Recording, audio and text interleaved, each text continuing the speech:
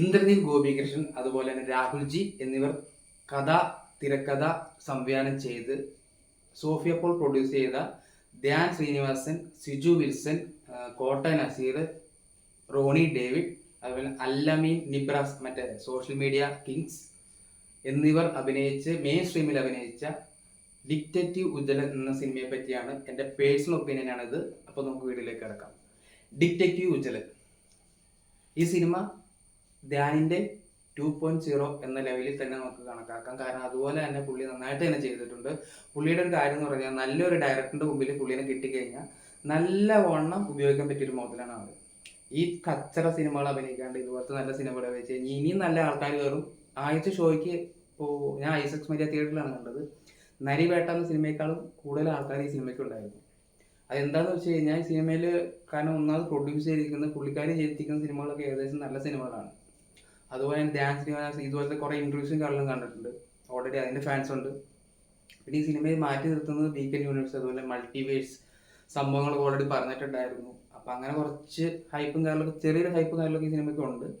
അപ്പം അതുകൊണ്ട് തന്നെ ആൾക്കാർ സിനിമയ്ക്ക് ഉണ്ടായിരുന്നു. ആരെയും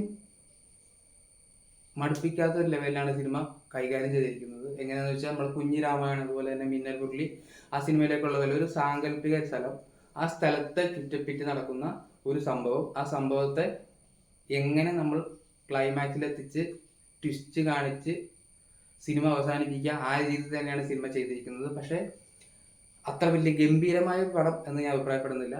എൻ്റെ അഭിപ്രായത്തിൽ തിയേറ്ററിൽ കാണാൻ പറ്റിയ ഒരു നല്ല സിനിമ.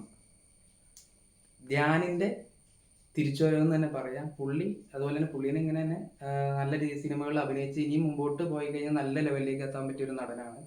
ഇതിനകത്ത് ചില ഈ പറഞ്ഞ പോലെ തന്നെ ഡിറ്റക്റ്റീവ് ആണല്ലോ, അപ്പോൾ അതിൻ്റെ സംഭവങ്ങളും കാര്യങ്ങളൊക്കെ കാണിക്കുന്ന സംഭവമുണ്ട്. നല്ല രസമായിട്ട് തന്നെ ചെയ്തിട്ടുണ്ട്. പിന്നെ കോട്ടനത്തിലാണെങ്കിലും സിജു വിൽസന്റെ കാര്യം പറയുകയാണെങ്കിൽ പുള്ളി ചെയ്തിരിക്കുന്ന പടങ്ങളിലെ ഫൈറ്റ് സംഭവങ്ങളൊക്കെ എല്ലാ സിനിമയിലും നന്നായിട്ടുണ്ട്. ഇതിനകത്തും നല്ല രസമായിട്ടാണ് വിഷ്വൽസും എല്ലാം ചെയ്തിരിക്കുന്നത്. പിന്നെ ഇതിനകത്ത് പറഞ്ഞു അല്ലമീൻ, ജിബ്രാസ് എന്നിവർ എങ്ങനെയാണോ അവരെ വീഡിയോ ചെയ്തിരിക്കുന്നത് അതുപോലെ തന്നെ ഇതിനകത്ത് നല്ല ലെവലിൽ അവരുടെ ഹ്യൂമറും കൈകാര്യങ്ങളും കാര്യങ്ങളൊക്കെ ചെയ്തിട്ടുണ്ട്. കള്ളനായിട്ടൊക്കെ പുള്ളി ചെയ്തിരിക്കുന്നത് നല്ല രസമായിട്ടാണ് ചെയ്തിരിക്കുന്നത്. ആദ്യമായിട്ട് അഭിനയിക്കുക എന്നൊക്കെ പറയില്ല, നല്ല രസമായിട്ടാണ് പുള്ളി സിനിമയിൽ ചെയ്തിരിക്കുന്നത്. പിന്നെ പറയാനുള്ളത് റോണി ഡേവിഡ്, പുള്ളി പോലീസുകാരനായിട്ടാണ് ചെയ്തിരിക്കുന്നത്. പുള്ളിയുടെ ഒരു ഒരു സിനിമയെ പോലെയുള്ള ചെറിയ ചെറിയ വ്യത്യാസമുള്ള സിനിമയിൽ കഥാപാത്രത്തിൽ പുള്ളി അത് നന്നായിട്ട് തന്നെ ചെയ്തിട്ടുണ്ട്. മൊത്തത്തിൽ നല്ലൊരു കോമഡി ആയിട്ട് ത്രില്ലിങ് അടിപ്പിച്ച് ക്ലൈമാക്സ് വരെ തിരിച്ച് നമ്മളെ പിടിച്ചിരുത്തി ക്ലൈമാക്സിൽ സംഭവം കാണിക്കുന്നുണ്ട്. പക്ഷെ അത് അത്രത്തോളം ഒരു എഫക്റ്റ് ആയിട്ടില്ല, ബോറും ആക്കിയിട്ടില്ല.